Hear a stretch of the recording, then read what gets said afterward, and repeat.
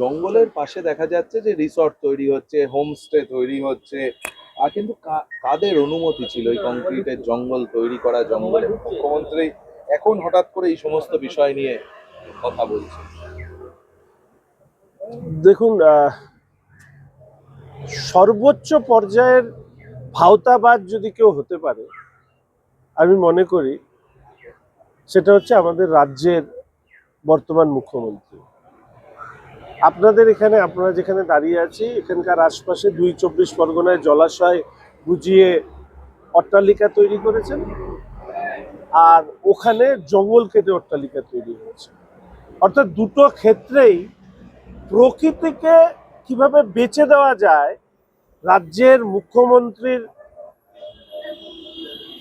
তত্ত্বাবধানে, সেটা মুখ্যমন্ত্রী প্রমাণ করেছেন। খুবই দুর্ভাগ্য, এই নিয়ে উত্তরবঙ্গে বিভিন্ন পরিবেশপ্রেমী সংগঠন তারা লড়াই করছে। ব্যক্তিগতভাবে আমি সেই লড়াইয়ের সঙ্গী হিসাবে কাজ করি। আমি এই প্রসঙ্গে বেশ কয়েকটি নদীর মধ্যে রিসর্ট তৈরি করা, জঙ্গল কেটে রিসর্ট তৈরি করা, অর্থাৎ যা করা যাবে না তার সবকিছুই উত্তরবঙ্গে হচ্ছে, যেভাবে এখানে জলাশয়ের ক্ষেত্রে হয়েছে। এর সাথে আরো একটি ভয়ঙ্কর বিষয় আমি দৃষ্টি আকর্ষণ করতে চাই। আমি এই মুহূর্তে উত্তরবঙ্গ সফরে আছেন মাননীয় মুখ্যমন্ত্রী। আমাদের সরকারি নিয়মে উনি বিভিন্ন নির্দেশ দেন। উনি একটি নির্দেশ দিয়েছেন যে প্রত্যেকটি জঙ্গলে এন্ট্রি ফি মুকুব, অর্থাৎ আর কোনো এন্ট্রি ফি আর লাগবে না। কিন্তু এর ফলে জনস্রোত জঙ্গলের মধ্যে উপচে পড়বে কিনা এই নিয়ে কিন্তু অনেকে আশঙ্কা প্রকাশ করছে। একদিকে জঙ্গল এই মুহূর্তে ভীষণভাবেই একটা চাপের মধ্যে রয়েছে, তার মধ্যে বিভিন্ন জীবজন্তু তারা চাপের মধ্যে রয়েছে। আমি মুখ্যমন্ত্রীকে অনুরোধ করব, এন্ট্রি ফি আপনি মুকুব করতে চান ভালো, তাই নিয়ে আমি প্রশ্ন করব না। যদিও জঙ্গলের ভেতরের যে বসতি আছে, সেখানকার যে যারা থাকেন তাদের একটা অংশ এই এই এন্ট্রি ফি থেকে সেই উন্নয়নের কাজে ব্যবহৃত হতো। কিন্তু এই ক্ষেত্রে এন্ট্রি ফির বদলে আমি মুখ্যমন্ত্রীর কাছে আবেদন করব যে উনি বিকল্প হিসাবে ফ্রিতেই দিন, কিন্তু পাশের বন্দোবস্ত করুন। অর্থাৎ এরকম যেন না হয় যে এন্ট্রি ফি নেই, যে কেউ ঢুকে যাচ্ছে, এটার বদলে উনি পাশের বন্দোবস্ত করুন এবং সেই পাস নিয়েই একমাত্র ভেতরে প্রবেশ করতে পারবেন পর্যটকরা। এই নিয়মটা যদি চালু না হয় তাহলে কিন্তু পরবর্তীকালে এই যে আমাদের বারবার করে বলছি যে বনবস্তিগুলো যে অনুদান পেত বা যে অংশ পেত, সেটা তো বন্ধ হয়েছে। নিশ্চিতভাবে মুখ্যমন্ত্রী এই ব্যাপারে বিকল্প কোনো পথ দেখাবেন, কিন্তু এই মুহূর্তে আমি বলবো এন্ট্রি ফি বন্ধ করেছেন ভালো, কিন্তু এন্ট্রি পাসের বন্দোবস্ত করুন, জঙ্গলটাকে না হলে একেবারে শেষ করে দেবেন। দেখা যাচ্ছে তিলোত্তমা হোক, অভয়া হোক, সেই কাণ্ডে বা কেন্দ্র সরকারের পরিচালিত এজেন্সি সিবিআই, রাজ্য সরকারের পুলিশ, দুপক্ষকেই বিচারক তুলোধনা করলে এবার দেখা যাচ্ছে যে দুপক্ষই এখন আদালতে যাচ্ছে। কোথাও মুখ বাঁচাতে রাজ্য সরকারও যাচ্ছে, সিবিআইও যাচ্ছে। দেখুন, বিচারক তুলোধনা করেছেন দুটো সংস্থাকে, তার দায়িত্ব বা জবাব তারা দেবেন। তবে রাজ্যের মানুষ এটা মনে করেন যে বিচার প্রক্রিয়া সম্পন্ন হয়নি। ফলে বিচার প্রক্রিয়া সম্পন্ন হওয়ার জন্য যদি এই ধরনের তদন্ত কোনো ক্ষেত্রে সুবিধাদায়ক হয়ে ওঠে বা বিচারপতিদের এই নির্দেশগুলো এই তদন্তে আরো যে প্রশ্নগুলো এখন পর্যন্ত চাপা পড়ে আছে সেগুলোকে নিয়ে আসতে পারে সামনে, তাহলে নিশ্চিতভাবে সেটা রাজ্যবাসীর কাছে সন্তোষজনক হবে। এই প্রসঙ্গে আমি একটি কথা বলবো যে সিবিআই এর একজন প্রাক্তন অধিকর্তা তিনি একটি কথা বলেছেন, প্রণিধানযোগ্য কথা। সেটা হচ্ছে যে পুলিশ এই কেসকে ট্যাম্পার করতে গিয়ে যে পরিমাণ তথ্য প্রমাণ নষ্ট করেছে, সেই জায়গায় দাঁড়িয়ে সিবিআই যে চার্জশিট পেশ করতে পেরেছে এটাই অনেক বড়। ফলে সিবিআই, আমি আশা রাখি এই চার্জশিটের পরে যে সাপ্লিমেন্টারি চার্জশিটগুলোর মধ্যে মানুষের মধ্যে থেকে যাওয়া যে প্রশ্নগুলো, অভয়ার মা বাবা, তিলোত্তমার মা বাবার মধ্যে থেকে যাওয়া প্রশ্নগুলো, সেগুলো যাতে নিরসন হয় সেই চেষ্টা অন্তত করবে। একটা বিষয় দেখা যাচ্ছে যে বিভিন্ন জায়গায় বাড়ি হেলে পড়ছে, একটু আগেও হাওড়া সহ বিভিন্ন জায়গায় দেখা যাচ্ছে বাড়ি হেলে। কেন বলুন তো? আর সৌমিত্র চট্টোপাধ্যায় বিদেশের তুলনা টানছেন, ফিরাদা কি বলছেন সবলে পুরসভার নয়। এখন ফিরাদা কিং বলছে এটা অনেকদিন আগে থেকে হেলা ছিল। আমি বাম আমলের নাকি এতবারই হেলা এতবারই করে যাচ্ছে। না, বাম আমলের সমস্ত জিনিস যখন হেলে যাচ্ছে কি নেই, এই সরকারটা মাটিতে পড়বার আগে আপনারা খবর করে নিন। আশা করি 2026 সালে বাড়ি হেলার মতন এই সরকার মাটিতে পড়ার খবরটাও আমরা আপনাদেরকে দিতে পারবো। কিন্তু এই যে ঘটনাগুলো পরপর ঘটছে একের পর এক, মানুষের তো একটা সমস্যা তা নিরাপত্তা দীর্ঘদিনের সঞ্চয় জমি অনেকেই বলছি।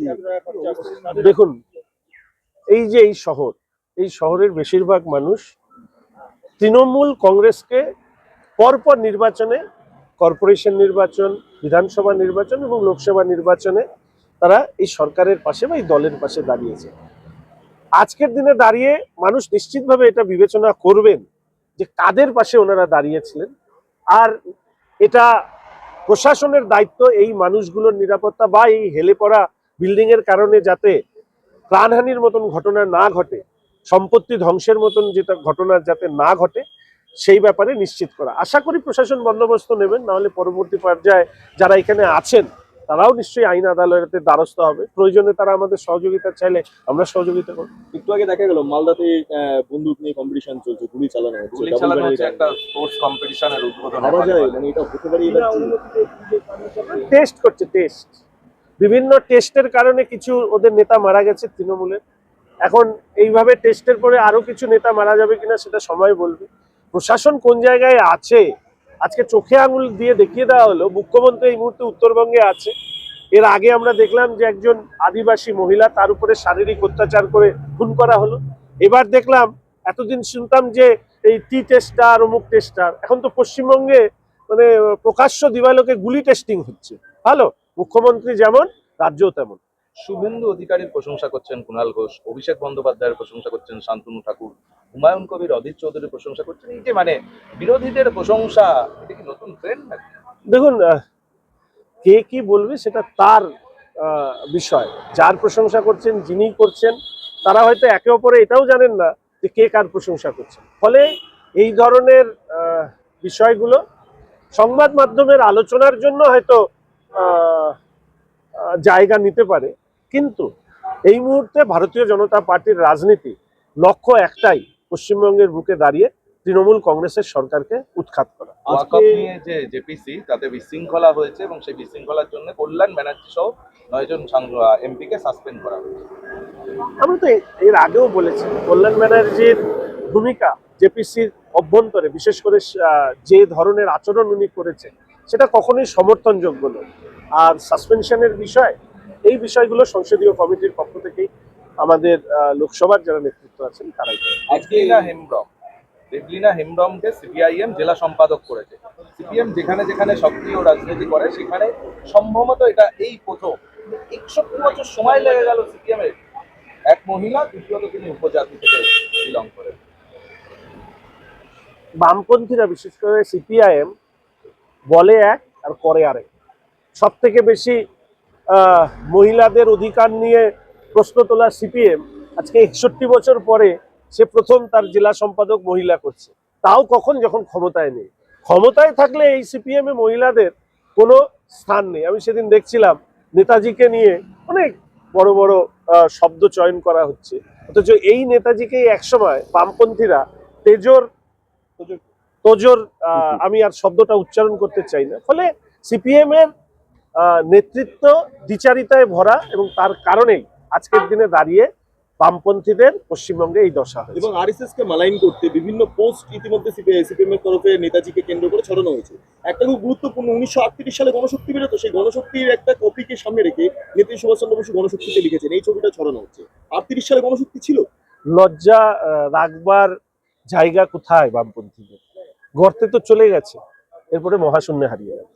আচ্ছা, একটা বিষয় যে দেখা যাচ্ছে যে আইএসআই এর বিভিন্ন প্রধানরা, তারা বাংলাদেশের যারা সেনা প্রধান রয়েছে তাদের সাথে মিটিং করছে, এই আবহ সীমান্ত এলাকায় এরকম উত্তেজনা, এই মিটিংটাকে কিভাবে দেখবেন? এইগুলো গুরুত্ব দেওয়ার প্রয়োজনীয়তা আছে বলে আমি মনে করি না। প্রথম কথা, ভারতবর্ষকে বেকায়দায় ফেলবার জন্য নানা ধরনের প্রচেষ্টা বিশ্বের নানা প্রান্তে হচ্ছে, এবং তার ফলশ্রুতিতে বাংলাদেশকে সামনে রেখেও একটা গভীর ষড়যন্ত্রের জাল বোনা হয়েছিল। ভারতবর্ষ এখন এমন একটা জায়গায় পৌঁছেছে যেখানে দাঁড়িয়ে বাংলাদেশ, পাকিস্তান ইত্যাদি তাদের চক্রান্ত এগুলো নিয়ে সময় নষ্ট করার থেকেও সারা বিশ্বে নিজের যে শক্তি সেটাকে প্রতিষ্ঠা করা সেটা অনেক বেশি জরুরি।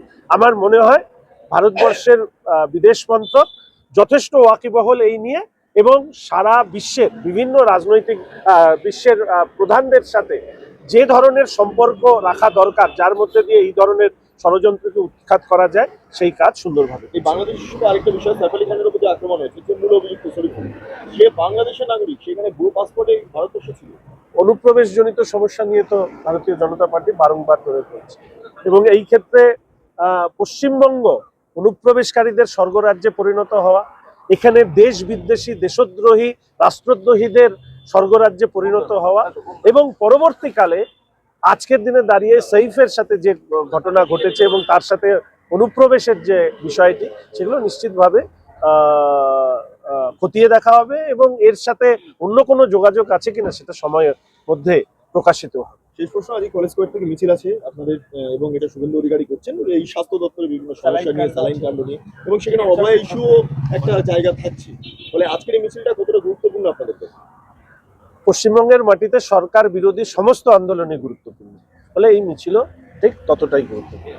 দাদা একটা লাস্ট প্রশ্ন দাদা, বলছি রাজ্যের আইন শৃঙ্খলা নিয়ে প্রশ্নটা, সেটা হচ্ছে যে কয়েকদিন আগে খবরে আমরা দেখেছি যে অভিষেক বন্দ্যোপাধ্যায়ের কনস্টিটুয়েন্সি ডায়মন্ড হারবার, সেখানে সাব ডিভিশনাল জাজের আবাসনে হামলা হয়েছে, এবং সেটা নিয়ে অনেক মানুষই কৌতূহলী ছিলেন, কিন্তু সেটার পরে কিন্তু কোনো রকম কিছু আর আপডেটেশন ডেভেলপমেন্ট আমরা পেলাম না। তার মানে রাজ্যের আইন শৃঙ্খলা এখন কোন জায়গায়, যেখানে জুডিশিয়ারির উপরে, বিচার ব্যবস্থার উপরে আঘাত আনা হচ্ছে, বিচারকদের উপরে? একদম অত্যন্ত গুরুত্বপূর্ণ প্রশ্ন। সমস্যা হচ্ছে যে আমাদের পশ্চিমবঙ্গে প্রতিদিনই এমন এমন আজব ঘটনা ঘটছে যে পরবর্তী ঘটনাকে ফলো আপ করা যাচ্ছে না। বিচারকদের আবাসনে হামলার মতন একটা অত্যন্ত গুরুত্বপূর্ণ সংবাদ বা ঘটনা কি করে চাপা পড়ে গেল সেটাও কিন্তু রহস্যজনক। যেভাবে আপনি প্রশ্ন করেছেন, নিশ্চিতভাবে আমি এটা আশা রাখি যে আপনার প্রশ্নের মধ্যে দিয়েই হোক বা এই পুরো ঘটনার পেছনে কারা কিভাবে জড়িয়ে রয়েছে, বিচারকদেরও তো বেশ কিছু নিজস্ব পাওয়ার রয়েছে, সেই পাওয়ার এক্সারসাইজ করে এটা সামনে নিয়ে আসা উচিত। নাহলে পশ্চিমবঙ্গের বিচার ব্যবস্থার মাথায় যারা বসে রয়েছেন তাদের ওপরে হামলা হওয়া সত্ত্বেও তারা চুপ করে কেন গেলেন, এটাও কিন্তু একটা প্রশ্ন আকারে মানুষের মধ্যে চলে আসে। সৈফ আলী খানের উপরে যে হামলা হয়েছে তার সত্যতা নিয়েই প্রশ্ন তুলে দিচ্ছেন মহারাষ্ট্রের বিজেপি নেতা, মানে এটা তো রাজনীতির কিছু প্রয়োজন রয়েছে। দেখুন, আমি মহারাষ্ট্রের বিজেপি নেতার বক্তব্য পরিপ্রেক্ষিতে প্রতিক্রিয়া দেওয়ার আগে পুরো বিষয়টা জানা দরকার, জেনে বলা দরকার, ফলে এরকম ভাবে আমি প্রতিক্রিয়া দেবো।